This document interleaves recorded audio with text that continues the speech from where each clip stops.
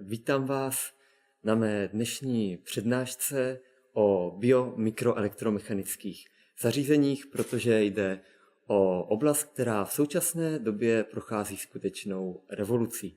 Mé jméno je Martin Matulík a přeji vám příjemný zážitek. Vývoj, kterým prochází v dnešní době biotechnologická zařízení, lze přirovnat k vývoji, kterým prošla výpočetní technika v uplynulých 70 letech. Průlomovým rokem byl rok 1974, kdy se poprvé podařilo na jediném čipu úspěšně umístit všechny komponenty nutné k plnohodnotné funkci skutečného počítače, což umožnilo potom zařízení, která zaplňovaly celou tělocvičnu, umístit do našich kapes.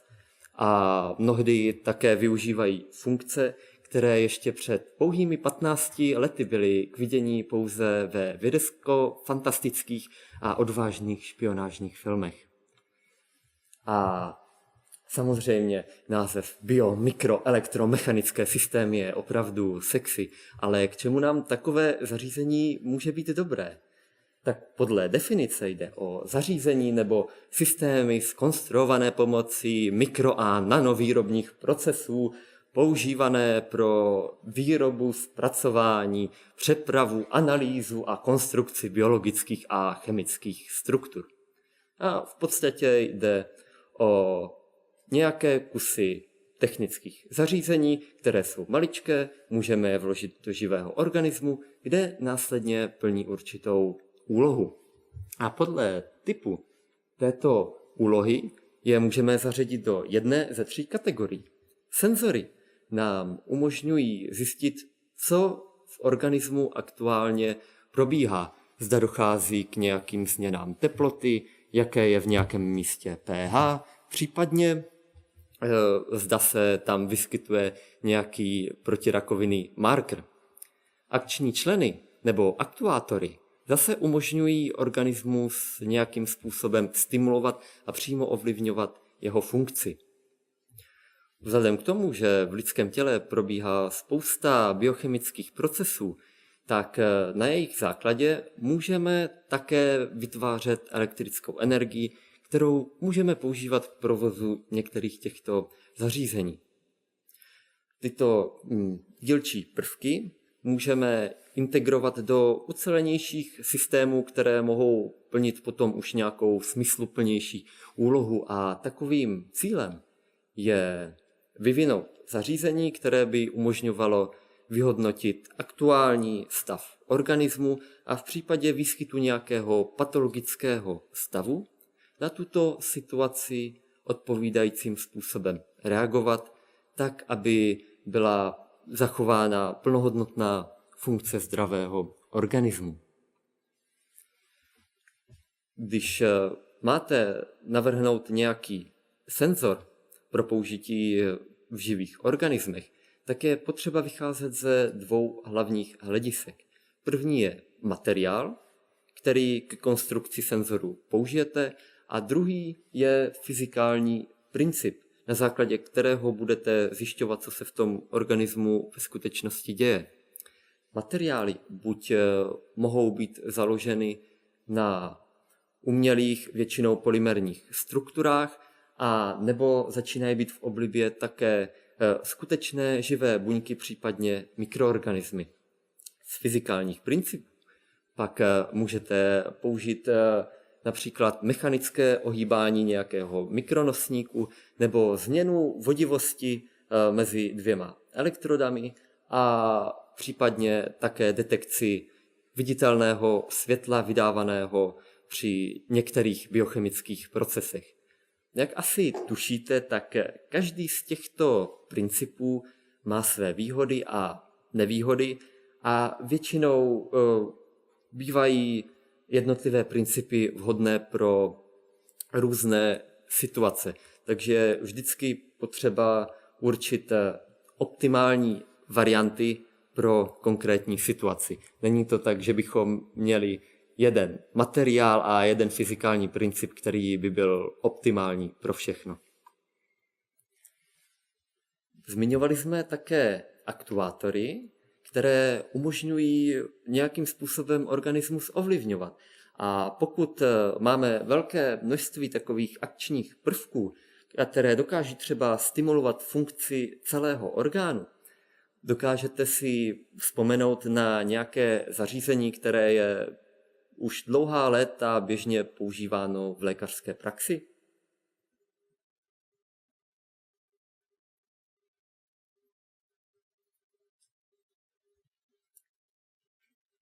Které by mohlo nějaký orgán stimulovat tak, aby plnil svou funkci. Vyhráváš červeného bludišťáka. Samozřejmě. Kardiostimulátor byl vůbec prvním takto běžně používaným zařízením v lékařské praxi, které umožňuje doplňovat nedostatečnou elektrickou aktivitu srdce tak, aby bylo zajištěno vypuzení dostatečného objemu krve do celého organismu. V dnešní době tyto zařízení umožňují mnoho dalších funkcí, tak je vhodnější o nich hovořit jako o systémech pro kompletní správu a řízení srdečního rytmu. Ptali se také jednoho věhlasného kardiochirurga, co pro něho znamenají infarkty. A on se tak úplně rozzářil a povídá, no víte, infarkt to je pro mě taková srdeční záležitost. Ale kromě kardiostimulátorů a stimulace celých orgánů nám akční členy umožňují i jednoduché funkce, jako je třeba aktivace nějaké kapsule s léčivem, tak, aby se otevřela a v určitou chvíli vypustila léčivo. Takže spektrum možných použití těchto zařízení je velmi široké. Dokonce nám umožňují nahrazovat i nedostatečnou funkci poškozených smyslových orgánů. Takže když máme třeba pacienta, kterému se podaří vytáhnout celý ušní bubínek a zjistí, že potom vůbec nic neslyší, tak mu může prospět například kochleární implantát, pomocí kterého zavedeme elektrody do hlemýždě ucha, kochleji, kde dochází k převodu mechanického zvukového vlnění na elektrické impulzy, které se následně šíří nervovými vlákny do mozku. A my kochleárním implantátem stimulujeme právě tato nervová vlákna, takže ve výsledku pacient může do určité míry rozeznávat jednotlivá slova lidské řeči, pochopit jejich význam a plnohodnotně se účastnit společenského života. I když ten způsob slyšení je mnohdy velmi odlišný od toho, jakým způsobem běžně slyšíme různé zvukové vjemy. Samozřejmě i lidé, kteří mají poškozený zrak, mají třeba poškozené světlocitlivé buňky, tak mohou také použít určité náhrady, kterými může být například subretinální implantát, kdy pomocí nějaké kamery snímáme informaci o okolí a tento obraz přenášíme bezdrátovým způsobem do subretinálního implantátu. Ten následně opět stimuluje nervové buňky, které zprostředkovávají určitý vizuální vjem. Takže pacient je následně schopen rozeznávat například číslice na nástěnných hodinách nebo různé druhy ovoce v misce na stole a dokonce i parkovat couváním na poloprázdném parkovišti. A mohli bychom říci, když tato zařízení nahrazují funkci smyslových orgánů, tak bychom je měli zařadit mezi senzory. Ale ve vztahu k organismu tento organismus pouze ovlivňují, pouze stimulují, nezjišťují, jaká je uvnitř teplota nebo co se tam děje, ale pouze předávají nějakou informaci. Proto je zařazujeme mezi akční členy. Když po skončení přednášky půjdete do města, tak možná půjdete kolem nějaké rozestavěné budovy a na hlavu vám spadne třeba nešťastnou náhodou cihla a vy pak zjistíte, že nebudete moct vědomě hýbat levou rukou. Tak v takových situacích je možné někdy použít funkční elektrickou stimulaci mozku, kdy odpovídající část mozku je stimulována pomocí velkého množství malých elektrod, tak, aby byla do určité míry obnovena funkce vědomého pohybu končetinou. Jo, ale nehody se samozřejmě stávají také lidem, kteří ještě nejsou úplně praštění, a když třeba někdo nešťastnou náhodou přijde o celou končetinu, tak může použít umělou protézu. Výzvou u těchto zařízení, které umožňují potom realizaci nějakého pohybu, je přesné spojení elektrod z protézy s nervovými vlákny v pahýlu, tak, aby ty podněty z mozku, které říkají, chci pohnout rukou doprava, tak, aby skutečně se přenesly na tu informaci o pohybu a protézka se skutečně pohnula. V roce 2002 byla v časopisu Nature publikována velmi zajímavá studie od výzkumníků z Massachusettského institutu technologie, sponzorovaná americkou vládní agenturou pro pokročilý armádní výzkum, která měla za cíl zjistit, zda je možné realizovat vzdálenou behaviorální kontrolu hlodavců. Takže výzkumníci vzali laboratorní myšku a do mozku jí implantovali 2 sady elektrod. První zavedli do somatosenzorického kortexu, který odpovídá za zpracování podnětů z fousků, které myška používá k tomu, aby zjišťovala informace o svém okolí, zda třeba narazila na nějakou překážku. A druhou sadu elektrod výzkumníci zavedli do centra odměn, které myšce zprostředkovává příjemné pocity, pokud se jí něco opravdu povede. Takže když třeba myška najde útulný pelíšek, nebo si pochutnává na sýru, nebo skočí na nějakou jinou myšku, tak jí toto centrum odměn zprostředkuje příjemné pocity, aby věděla, že to, co udělala pro ní, bylo skutečně dobré. Takže výzkumníci nejprve stimulovali somatosenzorický kortex. Myška zjistila, že má nějakou informaci na pravém fousku, jako by do něčeho narazila, a zabočila doleva.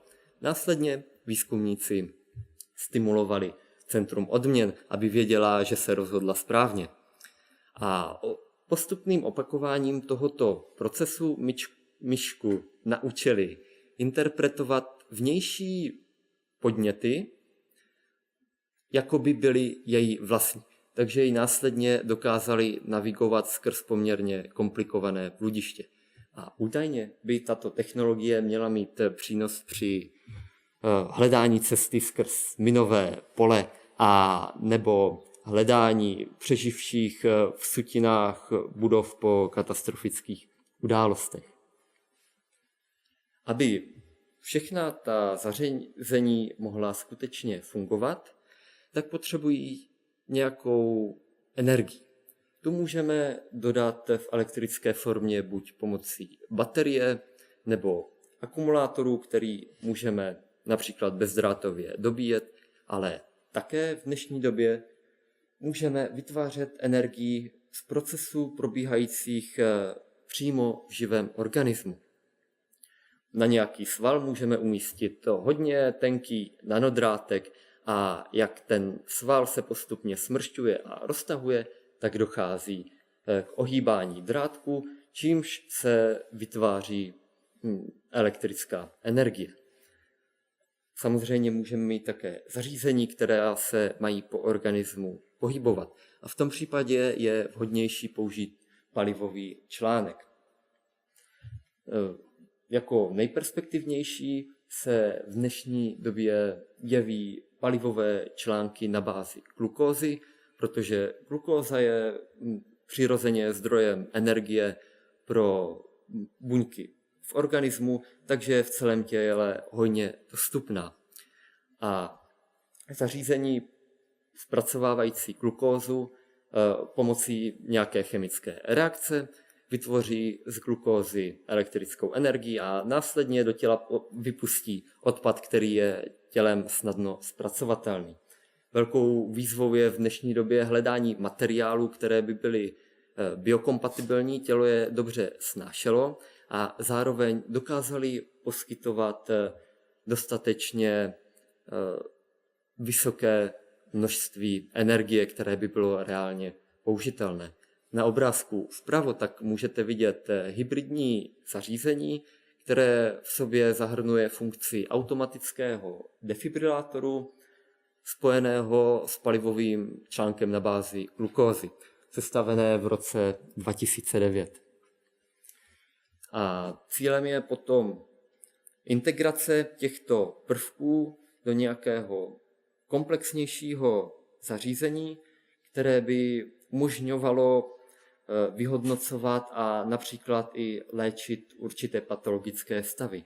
Takže například pacienti s určitými typy cukrovky by mohli mít modul, který by sledoval hladinu glukózy v krevním řečišti a při překročení určité hodnoty by byl vyslán bezdrátový impuls k dalšímu modulu, umístěnému na Langerhansových ostrůvcích, které by byly tím dalším modulem stimulovány ke zvýšené produkci inzulínu, takže by si pacient nemusel neustále píchat svou denní dávku.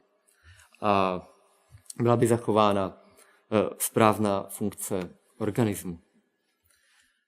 Kdyby se podobné typy zařízení začaly vyrábět ve velkém množství, tak by mohly významně poklesnout náklady na léčbu některých onemocnění a zároveň by bylo poměrně snadno realizovatelné upravit léčbu na míru konkrétnímu pacientovi, protože u těchto zařízení by lékař mohl snadno nastavit, při jaké hladině glukózy má dojít ke zvýšené produkci inzulínu a kolik toho inzulínu teda má být produkováno.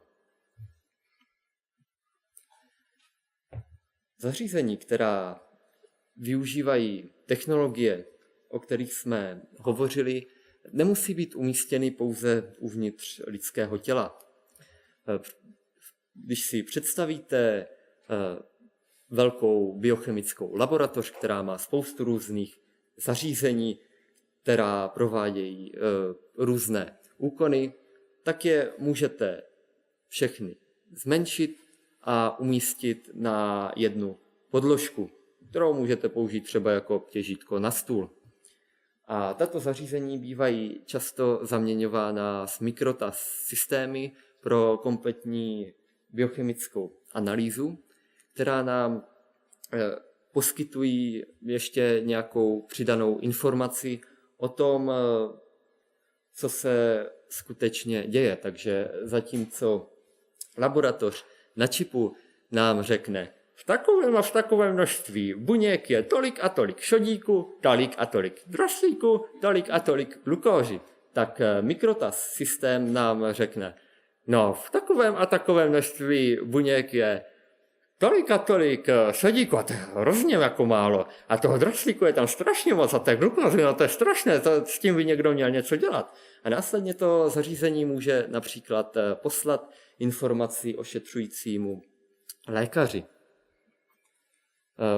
Prakticky tak můžeme mít tekutinu, ve které máme nějaký vzorek buněk a z těch buněk si vybereme pouze ty, které nás zajímají. Z těch následně zjistíme, které jsou živé a které jsou nějakým způsobem poškozené. Samozřejmě, že si vybereme jenom ty dobré.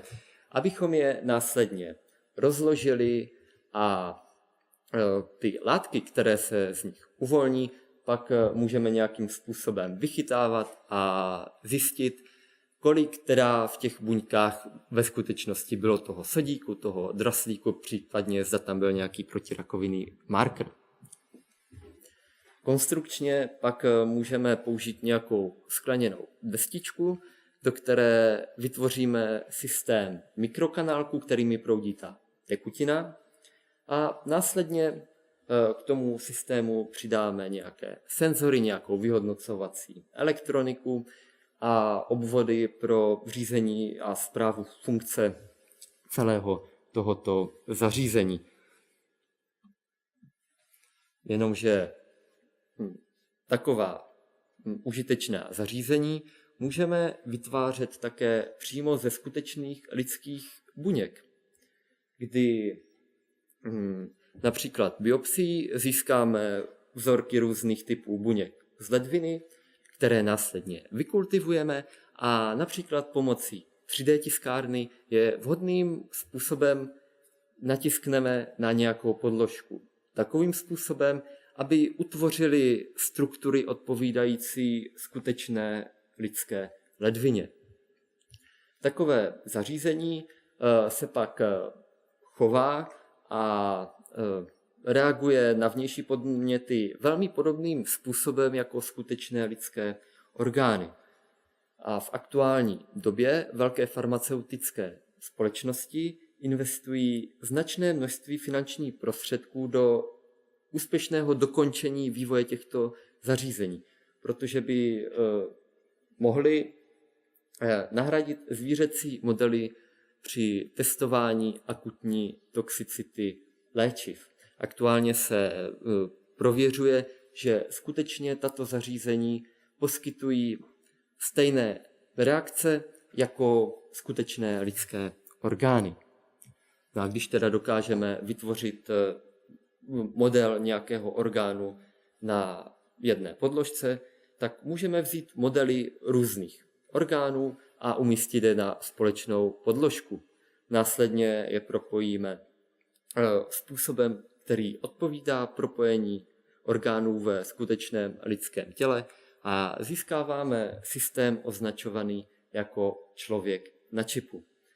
Ten nám umožňuje posoudit účinky léčiv na systémové úrovni, jak dané léčivo ovlivňuje celý organismus. Jde o vyvíjenou technologii, která se potýká s mnoha výzvami, které je potřeba vyřešit, ale očekává se, že jednoho krásného dne by tyto systémy mohly nahradit právě testování léčiv na zvířatech. To jsme přeskočili, ale když tyto systémy srovnáme se zvířecími modely, tak můžeme zjistit, že nám pomohou vyřešit některé problémy, se kterými se medicínský výzkum aktuálně potýká.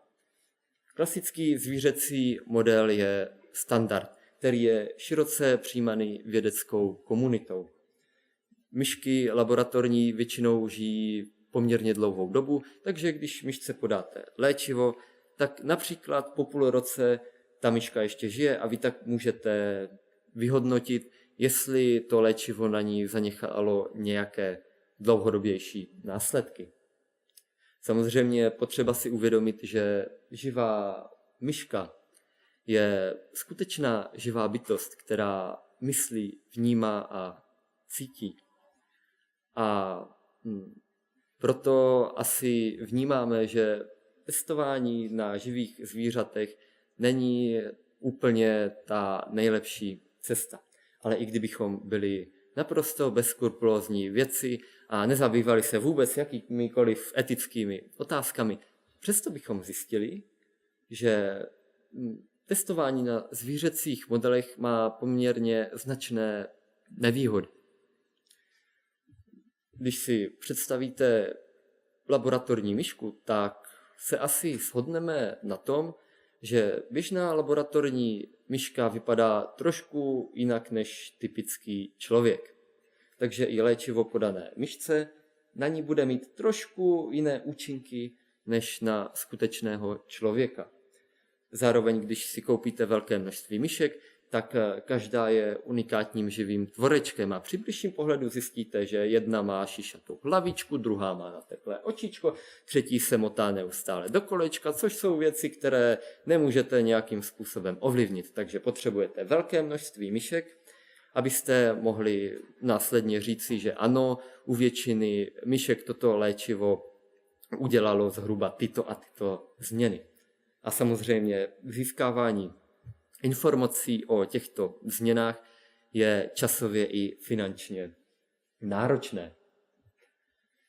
Systémy člověk na čipu by potenciálně přesně tyto problémy mohly vyřešit, protože jde o systémy vytvořené ze skutečných lidských buněk, tak je možné předpokládat, že ty reakce na vnější podněty na podané léčivo budou velmi podobné těm, které probíhají ve skutečném lidském organismu.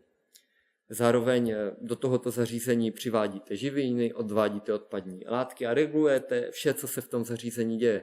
Takže máte přesnou kontrolu nad tím, co se tam odehrává. A k tomu samozřejmě potřebujete spoustu senzorů, abyste mohli vyhodnocovat, co se tam děje. Takže když takovému systému podáte léčivo, víte velmi přesně, jakým změnám došlo a můžete to vyhodnotit velmi rychle a s velmi nízkými náklady. Jenomže aby tato technologie mohla být používána v běžné klinické praxi, je potřeba vyřešit určité výzvy, jako je například to, aby tyto systémy dokázaly fungovat dostatečně dlouhou dobu.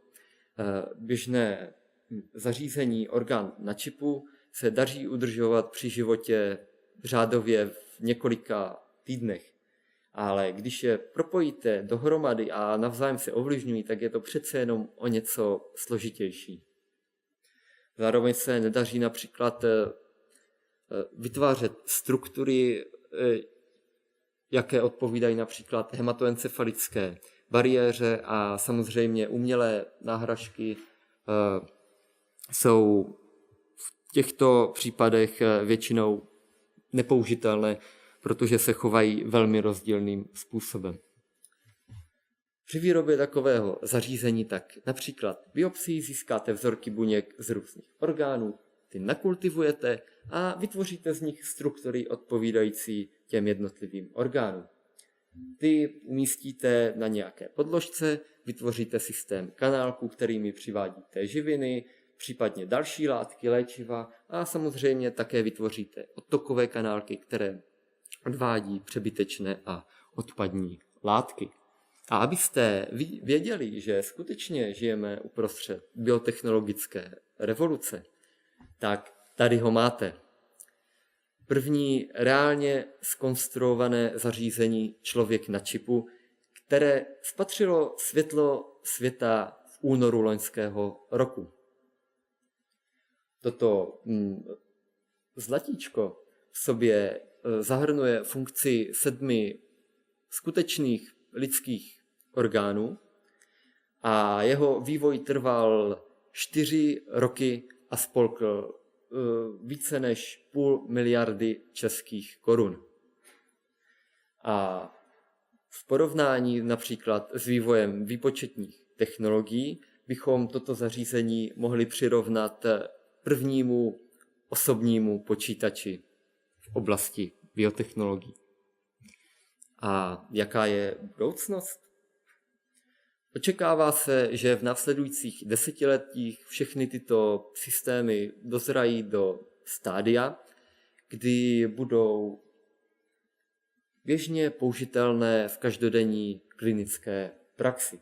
Předtím je však potřeba vyřešit různé výzvy, se kterými se potýká každá nová technologie, ať už jsou to záležitosti výrobní, ale také jsou důležité záležitosti etické a bezpečnostní, protože pokud budete mít kardiostimulátor, který bude komunikovat s vaším chytrým telefonem a budete moci upravovat funkci tohoto zařízení.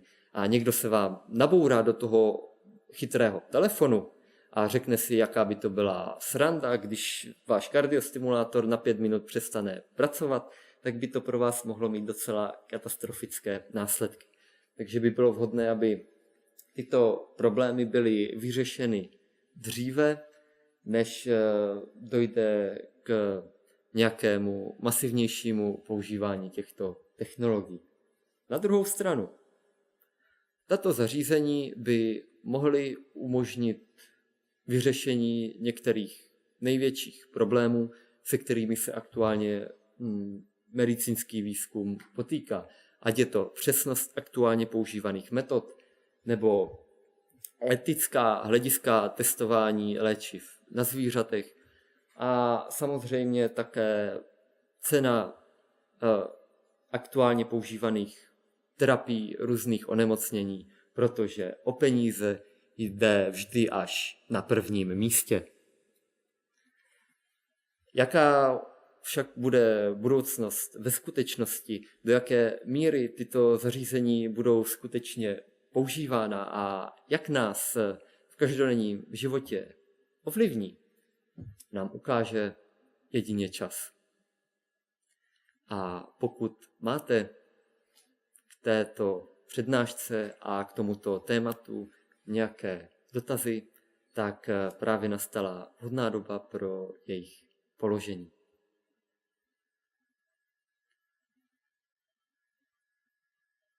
Ano? Já jsem chtěl zeptat, jak je to s etikou v této oblasti? No, s etikou přesně u čeho? S etikou využití, po případě zneužití těchto zařízení. No, tak to je věc, na kterou se v dnešní době, řekněme, poměrně hodně poukazuje, protože tato zařízení ještě nejsou ve velké míře používána a například, když byl vyvíjen internet a potom se začal běžně používat, tak se ty etické otázky a otázky bezpečnosti příliš předtím neřešily. Takže potom začaly být problémy s bezpečností, s tím, že se přes internet začalo šířit velké množství virů a bylo velmi náročné to potom nějakým způsobem následně řešit.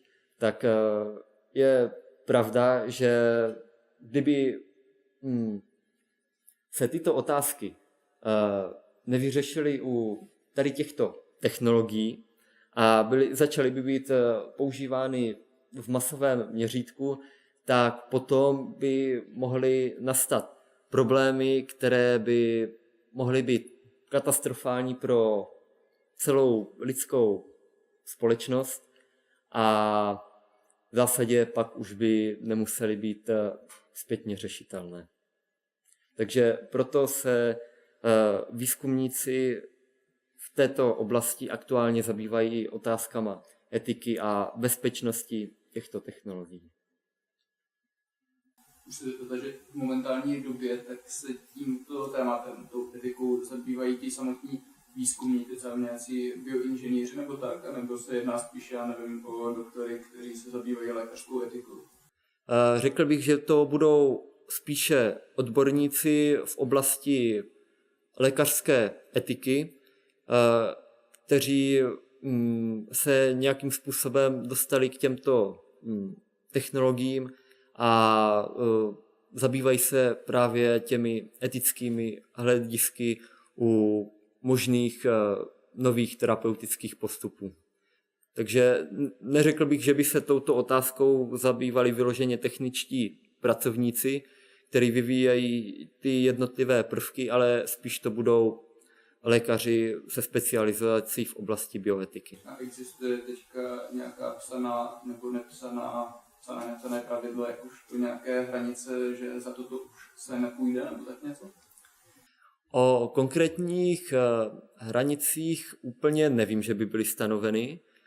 Co však třeba je k této přednášce, tak paní profesorka vám může poskytnout vlastně nějaké doplňující materiály v této přednášce, kdy jde o nějakou 20stránkovou publikaci, ve které jsou rozebrány tato témata do trošku větší hloubky, více z technologických aspektů a jsou tam uvedeny právě publikace, které se těmi tématy zabývají, řekněme, nějakou srozumitelnou formou mnohem více do hloubky.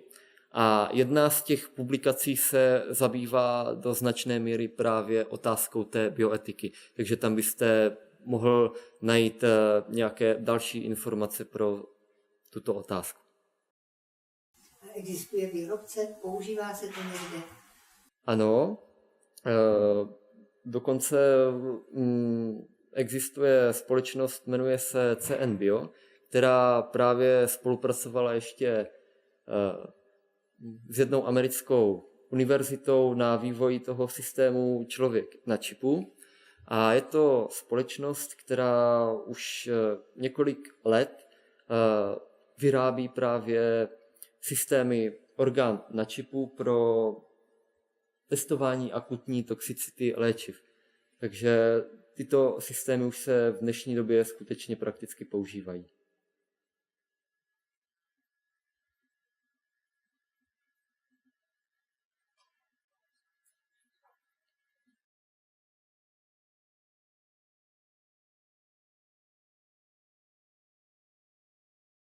Tak pokud je to všechno, tak vám také děkuji za pozornost a protože například po každém dobrém koncertu hudebníci přidávají ještě jednu bonusovou písničku, tak vám nabídnu taky jeden bonus a zeptám se, kdo z vás by chtěl vidět, jak si dálkově řízená myška dokázala poradit s komplexním bludištěm.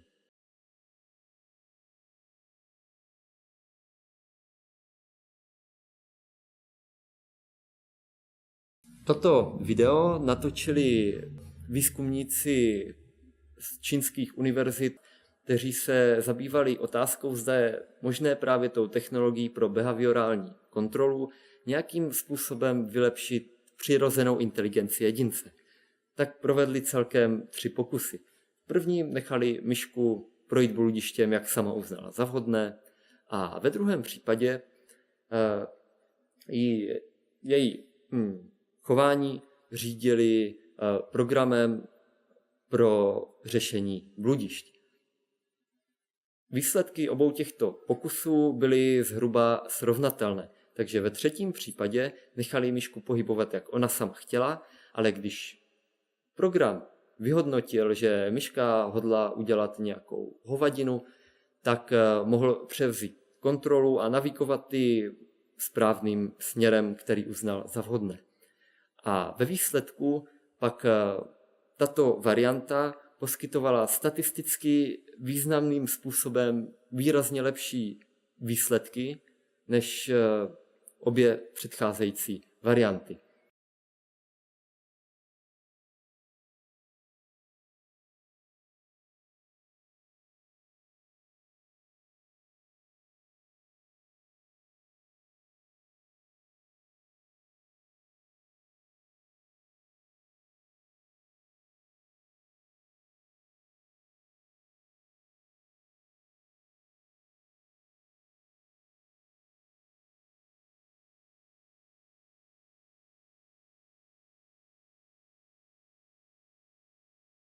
A jak to ve skutečnosti dopadlo, můžete vidět na následujících záběrech s prvním skutečným myším kyborgem.